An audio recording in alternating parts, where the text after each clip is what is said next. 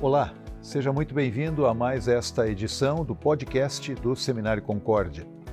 Hoje eu tenho a grande alegria e a honra de contar aqui comigo com o professor doutor Paulo Moisés Nerbas, professor emérito aqui do Seminário Concórdia, foi professor aqui por muitos anos, foi diretor do seminário por 10 anos, se eu não estou enganado, e foi presidente da Igreja Evangélica Luterana do Brasil, professor na área de sistemática, com um imenso conhecimento da teologia luterana, das confissões luteranas, além de ser professor também da língua latina, que ele costuma chamar de a língua dos anjos, inclusive. Professor Nerbas, prazer tê-lo aqui conosco. Como é que está? Tudo bem? Boa tarde, professor Gerson. Um prazer imenso de participar desse podcast e realmente é uma honra ser convidado. Eu tenho acompanhado os outros programas que têm sido feitos e tenho percebido o alcance deles e sem dúvida nenhuma a bênção que tem sido para muitos as edições que já foram ao ar. E espero também que algo parecido aconteça com a presente edição. Muito obrigado pelo convite, estou muito honrado e muito agradecido. Pois é, hoje nós queremos tratar de um tema que nos foi trazido por uma pergunta colocada lá no Instagram do Seminário Concórdia, onde também vocês podem enviar suas perguntas. E um dos temas, então, que foi solicitado que nós conversássemos seria sobre o ofício das chaves. E esse é o tema, então, que nós vamos trabalhar neste momento. Por isso, professor Nerbas, eu gostaria de começar com a base mesmo, né? Como é que nós poderíamos, então, definir o que é o ofício das chaves? Muito bem.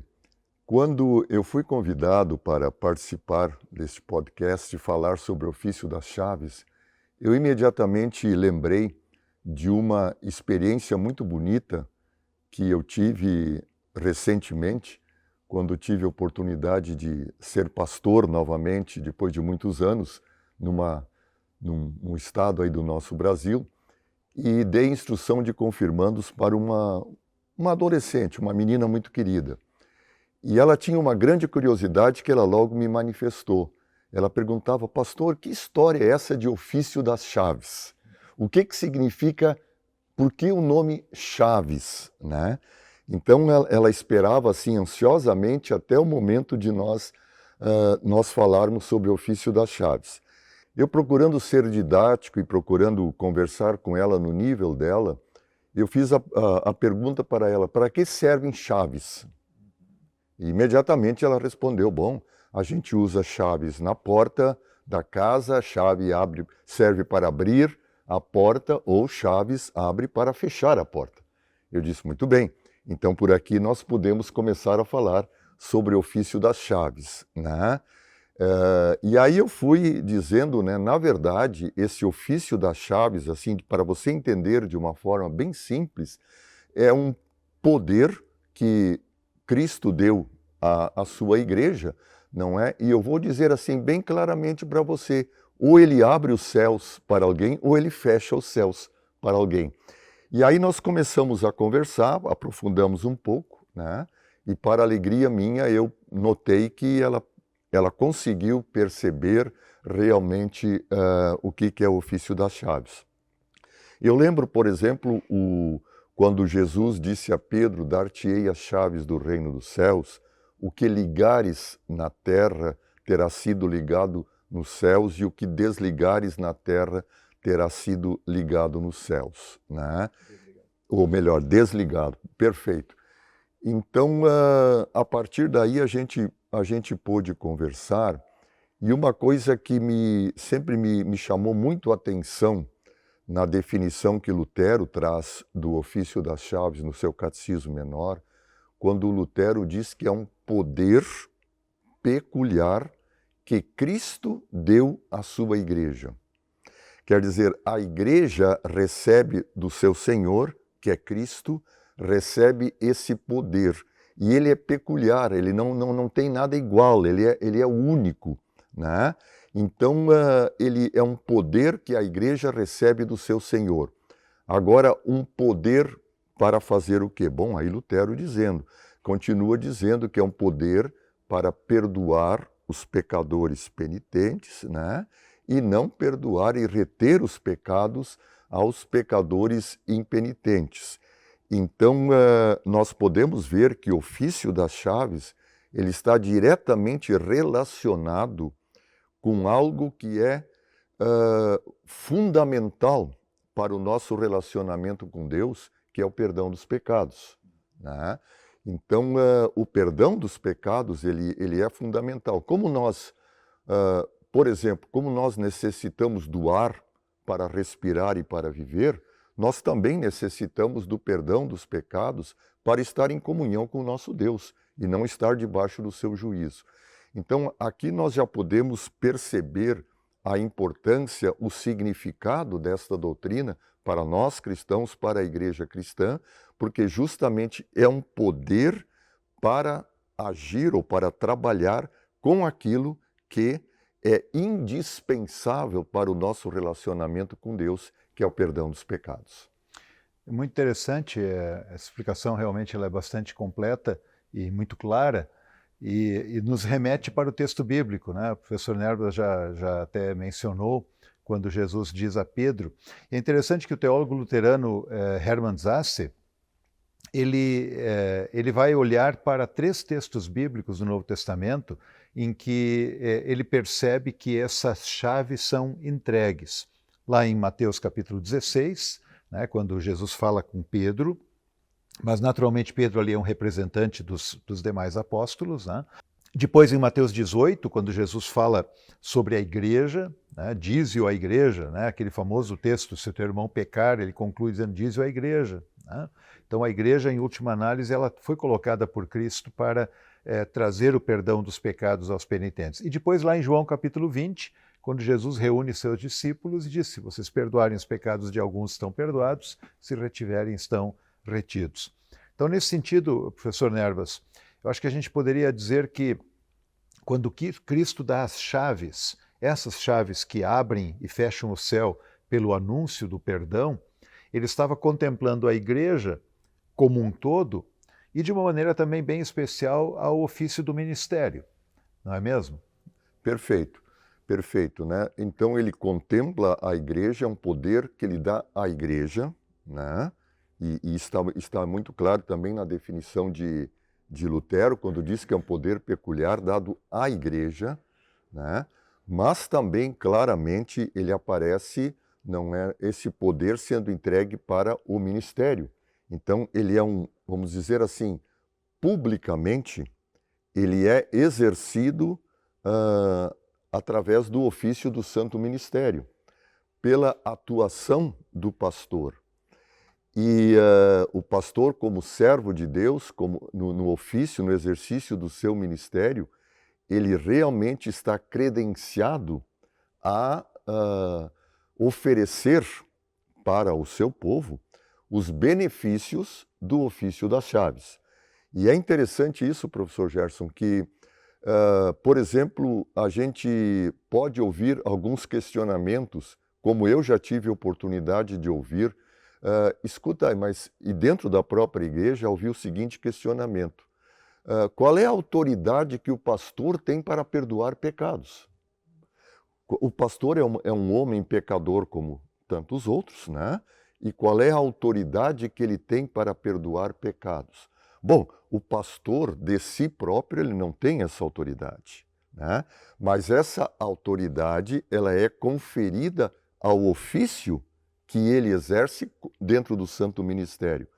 E ao exercer esse ofício do santo ministério, né, quando ele então o faz e anuncia o perdão dos pecados, como diz Lutero, isso é tão válido e certo como se no próprio céu, né, estivesse acontecendo. Então, na verdade, o pastor está ali como servo de Cristo no ofício do santo ministério, mas quem está anunciando o perdão dos pecados, e aí o valor do perdão dos pecados, é o próprio Cristo. É o próprio Cristo através da pessoa do pastor dentro do ofício do santo ministério.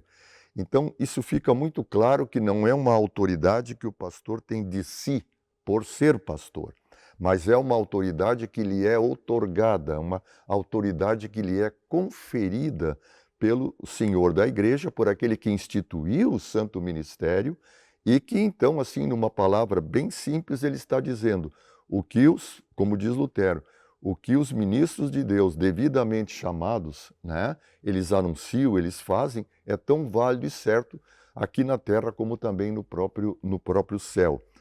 Então, é uma eu acho que das diversas funções que o Santo Ministério nos oferece, a função do ofício das chaves é uma das mais consoladoras.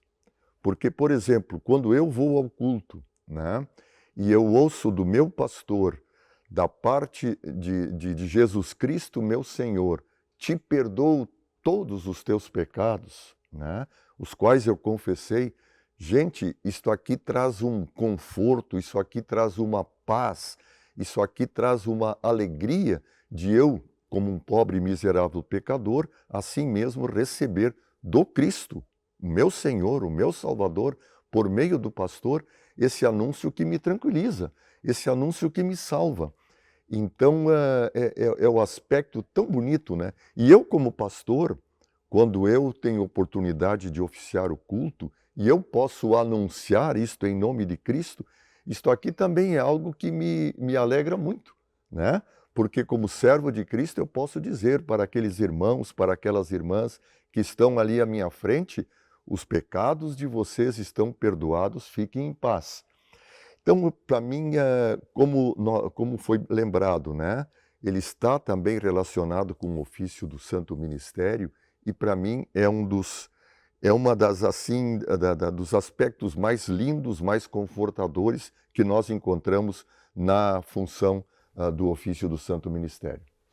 Daí a importância, né, que o colega Nerbas enfatizou, do fato de que, em última análise, é Cristo aquele que instituiu o Santo Ministério, ele que edifica a igreja, e ele é a fonte do perdão, porque, na verdade, ele conquistou o perdão pela sua morte redentora de cruz, em que ele paga os pecados de toda a humanidade. E nesse sentido, o ofício das chaves comunica ao pecador aquilo que vale para todo mundo e comunica de uma forma muito pessoal. E aí me ocorreu uma questão, colega Nerbas. Você, num dado momento, usou a palavra do pastor agir no público, né, de uma forma pública. E, às vezes, as pessoas confundem um pouquinho o que seria esse público. É algo que é feito para um público maior, mais gente, né? Ou quando o pastor visita um enfermo, por exemplo, e lhe anuncia o evangelho, ou mesmo quando na confissão de pecados ocorre algo de forma privada. E eu gostaria de introduzir esse assunto. Se fala, por vezes, que a Igreja Luterana ela perdeu aquilo que as confissões luteranas dizem que deveríamos manter, né? A confissão e a absolvição privada. Esse é um ato público também, ou não? Perfeito. Essa é uma pergunta extremamente interessante, porque, como o colega Gerson falou, às vezes existe no pensamento das pessoas e também dos nossos membros da igreja uma compreensão não tão correta, né, do público ou do publicamente, né, que é o advérbio aí que também é usado. O que significa o ministério não é no público? O significado de público aqui não significa, por exemplo, o público que assiste uma palestra, né? Você tem o palestrante, você tem um público à sua frente, você está falando para um público. Não, o público aqui significa que você, como pastor, você está falando no seu ofício autorizado por um público, que é o público da igreja, né? Quer dizer, a igreja, uma congregação, por exemplo, quando ela emite um chamado para o pastor depois ele vai agir em lugar do público da congregação, né? Por exemplo, não é possível, né? Não, toda a congregação, todo o cristão, ele tem o direito de perdoar pecados porque foi dado à igreja, ele tem esse direito de anunciar o pecado, mas quando o pastor o faz em público, ele faz em lugar do público que o chamou e o autorizou pelo chamado a fazer aquilo. Então, sempre que o pastor está agindo na sua função de pastor, ele pode ter 1000 pessoas na congregação, no culto, como ele também pode estar individualmente com um pecador apenas anunciando o perdão dos pecados, ele está agindo no público, porque ou em nome do público. Não é? Alguém poderia dizer, não, quando o pastor está, por exemplo, numa conversa pessoal, um trato pastoral com alguém, isso não é público, isso é privado. Não, ele está ali num ambiente mais privado, mas no exercício do ofício do seu ministério, ele está em nome da congregação, em nome da igreja que recebeu de Cristo esse poder, ele está em nome daquele público, ele está levando o anúncio do perdão dos pecados. Então essa de fato é uma pergunta muito importante, interessante, porque ela esclarece, né? E tem pessoas que acham, como eu falei, isso aí, se você está só como pastor diante de uma pessoa, não, você não está no público, isso não é público, não. Não é esse o sentido do público, como acabei de falar. É muito interessante isso e muito esclarecedor, realmente. E eu estava lembrando de um texto de um dos escritos das confissões luteranas, o Tractatus, né, o Tratado sobre o Poder e Primado do Papa, em que, num dado momento, os confessores estão combatendo aquela ideia de que as chaves pertençam ao Papa, né, como na pessoa do Papa. E então se usa exatamente de diversos textos bíblicos para mostrar como Cristo deu à igreja. E é interessante que ali diz duas coisas. Diz que, pelo fato de Cristo ter dado este poder à igreja, ela tem o direito de chamar, de ordenar, enfim, de enviar pastores, né? Até acho que é interessante, tem um teólogo americano que ele esclarece o sentido de direito, com aquele significado que hoje muitas vezes se dá dos direitos individuais, mas o direito ali é no sentido, na Idade Média, do ius, né, do direito divino ou direito humano, né, em que a congregação, a igreja, pelo fato de ter recebido esse poder de Cristo, ela não apenas tem o direito num sentido de um privilégio que ela tem, mas ela tem o dever de chamar pastores para que proclamem o Evangelho. Então isso é uma coisa, e a outra que me chama a atenção é que imediatamente, logo depois, ele vai dizer, bom, isso também acontece no privado, né? De forma privada, quando um membro da igreja, um cristão, em contato com seu irmão, com uma pessoa, enfim, ele pode anunciar o perdão. Ele já não o faz em nome da igreja, ele não é um ministro da palavra chamado e ordenado, mas ele é um cristão, ele é um sacerdote. E o sacerdócio universal exatamente vai nos colocar isso, não é mesmo, professor Nervos? Perfeito. O sacerdócio universal nos coloca, não é, vamos dizer assim, esse privilégio e esse dever também, não é, como foi bem lembrado. E uma coisa que eu acho que é importante a gente destacar também é como Cristo dá esse poder, a intenção de Cristo de fazer com que esse poder ele possa ser usado para atingir o maior número de pessoas, né? Não é um poder, por exemplo, que fica restrito somente ao pastor no ofício do seu ministério, quando ele faz isso no seu ofício, mas é um poder que Cristo também estende ao sacerdote universal, não é? Então, nós vemos por detrás disto aí o amor de Cristo, o desejo de Cristo de conceder perdão dos pecados, e nós sabemos que esta é uma obra que agrada a Deus, de perdoar, é uma obra que dá prazer a Deus, é uma obra que dá prazer ao Salvador Jesus. Então, ele não restringe isto a um ambiente, por exemplo, de igreja. Não, eu tenho que ir no culto para receber perdão dos pecados. Evidente, não é que isso é verdade. Mas, por exemplo, se eu durante a semana eu pequei contra o meu irmão, eu não preciso esperar que eu tenha até o domingo ou sábado agora para ir receber o perdão dos pecados. eu posso procurar esse meu irmão, eu posso confessar o meu pecado e eu posso receber dele a absolvição. Então, isso aqui mostra realmente a grandeza da misericórdia de Cristo, né? Ele quer fazer com que o perdão dos pecados chegue a um pecador arrependido. E isso chega, e é dado à igreja, chega pelo ministério ou chega também individualmente por um cristão como membro do sacerdócio universal. Isso é extremamente importante, principalmente essa ênfase que o colega Nervas dá no aspecto evangélico, né, no sentido mais estrito da palavra, né? Quer dizer, Cristo efetivamente quer que o seu perdão chegue às pessoas, para lhes dar paz com Deus e a vida eterna, enfim. Né? E como é bom a gente poder desfrutar disso. Eu lembro, professor Nervas, talvez muitos daqueles que nos assistem não estejam tão familiarizados com o culto na igreja luterana, com a própria liturgia que é utilizada. E uma das características da liturgia utilizada, não apenas na igreja luterana, também por outras denominações cristãs, é que no início do culto existe aquele momento muito especial em que a igreja, a comunidade reunida, é convidada a confessar o seu pecado diante de Deus.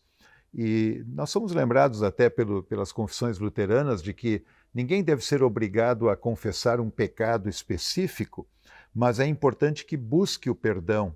E se aquele pecado de fato o perturba, ele pode procurar então o pastor, ou mesmo um membro, um irmão dele na fé, para ouvir dele a absolvição. Mas nesse momento cultico, acontece algo tão especial que talvez, pelo fato de ser repetido a cada culto, nos passe um pouco despercebida a importância, a relevância, em que a congregação confessa o seu pecado e o pastor, em nome de Cristo, não com o seu poder, mas com o poder de Cristo, diz, olha, seus pecados estão perdoados. E aí propriamente começa o culto, por assim dizer, né? Porque logo daí nós temos no culto luterano o que nós chamamos do introito, ou a leitura de um salmo, em que efetivamente perdoados os nossos pecados, nós agora vamos render glórias a Deus por aquilo que nós temos recebido. Quer dizer, o próprio culto, ele já nos ensina sobre isso, não é mesmo? Perfeito. Ele nos ensina, e isso é, por exemplo, um aspecto muito bonito da nossa liturgia, né?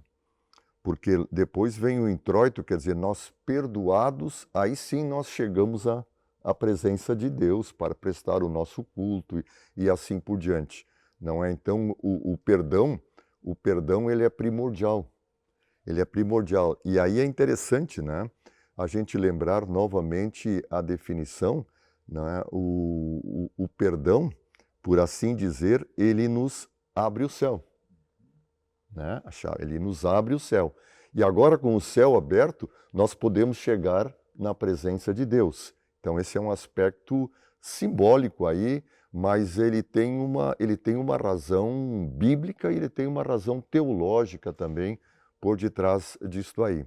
E uma outra coisa, professor Gerson, que também eu acho que é importante nós lembrarmos, né, que no culto, aquela confissão geral que nós fazemos, é como se nós, usando assim, até simplificando talvez um pouquinho demais, mas eu acho que ajuda a compreender, é como se nós chegássemos diante de Deus com uma sacola cheia, todos os nossos pecados estão aqui, né?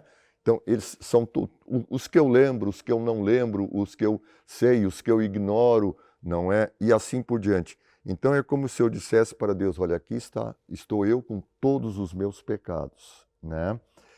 E aí me permitam, não é? Eu não vou aqui traçar nenhuma crítica e não quero me dirigir especificamente a ninguém, mas apenas fazer uma constatação. Eu, pessoalmente, eu não sou muito a favor e eu não gosto muito que, às vezes, em alguns cultos, onde na confissão há enumeração de pecados. Ah, Senhor, nos perdoa porque nós fizemos isto, porque nós somos aquilo e tal e tal e tal. Em primeiro lugar, eu não preciso contar para Deus que eu pequei aqui, que eu pequei ali. Deus sabe, né? Em segundo lugar, a minha enumeração de pecados, ela nunca será completa, nunca, porque eu vou lembrar de alguns e vou deixar outros fora. Então, eu gosto muito, eu acho que a nossa liturgia é muito completa, né? Quando nós dizemos, estou arrependido de todos os meus pecados. Quer dizer, eu com os meus pecados, sejam eles quais forem, lembrados ou não lembrados, conhecidos ou não conhecidos, com todos os meus pecados eu chego aqui e os confesso. Isso não quer dizer que eu esteja impedido, por exemplo, e o senhor lembrou bem isso, professor Gerson, né? Se um pecado, especialmente um pecado contra o meu próximo, né, que eu sei que eu o ofendi, eu o feri, eu o magoei, que eu possa chegar ou para Deus e confessar, ou então para o meu irmão, a minha irmã, ao qual eu ofendi, e dizer, olha, naquele momento eu fiz isto, eu te ofendi, eu sei que eu pequei, eu quero confessar aquele meu pecado para receber de ti o teu perdão e para que eu fique em paz, então. Quer dizer, uma coisa não exclui a outra. Mas eu acho que na liturgia do culto, né, eu acho que o pastor não precisa ter essa preocupação de querer enumerar pecados. Como eu disse, nós nunca vamos ter uma lista completa. Daqui a pouco alguém no curso assim, não, mas esse pecado aqui eu não lembro de ter cometido. Quer dizer, na prática, isto aí cria alguma coisa que eu acredito que ela não edifica. Ela até pode prejudicar. Então, eu confesso, né, todos os meus pecados, estou aqui com a minha sacola de pecados, deixo aos pés de Cristo e espero receber dele o perdão. Tranquilo, eu subscrevo, sou da mesma opinião. Eu creio que na medida em que se começa a enumerar pecados, nós não estamos sendo justos com todos. Enfim, né? Se eu como pastor escrevo uma confissão de pecados e lá listo determinados pecados, certamente alguns daqueles que lá estão no culto não teriam isso diretamente aplicado à sua vida. Então, de fato, a confissão de pecados como usada na liturgia, ela é geral, porque ela exatamente coloca toda essa sacola de pecados diante de Deus sem particularizar. E, claro, né, isso é uma coisa muito bela do próprio ofício do ministério, de nós sabermos que podemos chegar diante do nosso pastor e confessar um pecado que nos incomoda, que nos perturba, que nos tira a paz, e ouvir dele a absolvição, sabendo que certamente há um segredo confessional, e que é muito importante lembrar. Quer dizer, quando o pastor ouve o pecado de um irmão, ele vai absolvê-lo, ele não vai fazer um julgamento e ele também não vai divulgar isso, né? Ele não vai tornar público aquilo que é privado. Existem situações específicas em que há, por exemplo, crimes, ou que alguém até vai dizer para o outro, olha, eu vou cometer tal crime. Bom, aí é uma coisa um pouco diferente, em que o próprio pastor ou a pessoa que ouve deve dizer ao outro, bem, isto não é correto e isso tem que ser levado adiante, então, né, até para a justiça. Mas a confissão do pecado é uma coisa privada, é entre o pecador e Deus, e o pastor, ele é a boca que serve para comunicar o perdão de Deus, não para divulgar para outros aquilo que o pecador confessou. O senhor tocou num ponto, professor Gerson, que talvez ele não seja sempre lembrado na igreja, mas ele é confessional, ele é bíblico, e eu acho que nós poderíamos exercê-lo mais frequentemente, que é a confissão privada, né?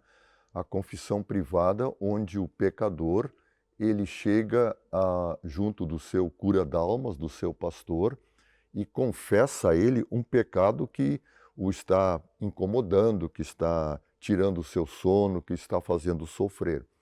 E aí é importante lembrar, né? Por exemplo, eu já ouvi de alguma pessoa assim, não, eu não vou falar do meu pecado para o pastor, porque o pastor é um homem, e eu não quero que ele fique sabendo. Então é importante que as pessoas, no momento que elas exerçam, não é eu vou dizer, esse privilégio da confissão privada, que elas tenham sempre consciência disto. Eu não estou, no caso, né, eu não estou me dirigindo aqui ao Nerbas, para o Nerbas saber o meu pecado, mas eu estou me dirigindo para aquele que, em nome de Cristo, ele pode me anunciar o perdão. Quer dizer, eu estou no meu ofício. E aí, evidentemente que nós entramos num outro detalhe também extremamente importante, que é o cuidado que o pastor deve ter no sentido de granjear a confiança dos seus congregados.